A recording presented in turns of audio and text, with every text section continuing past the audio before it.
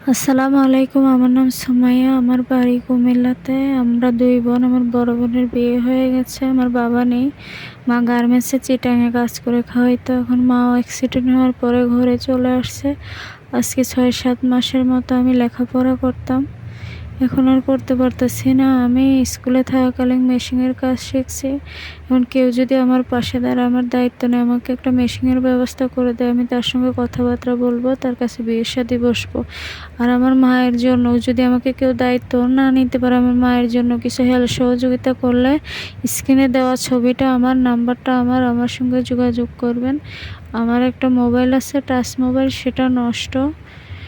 এখন যদি কেউ পাশে দাঁড়ান, আমার হাতে বাটন মোবাইল আছে, সেটাতে যোগাযোগ করবেন নাম্বারে।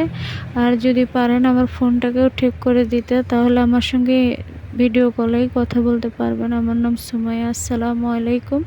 সবাই ভালো থাকবেন।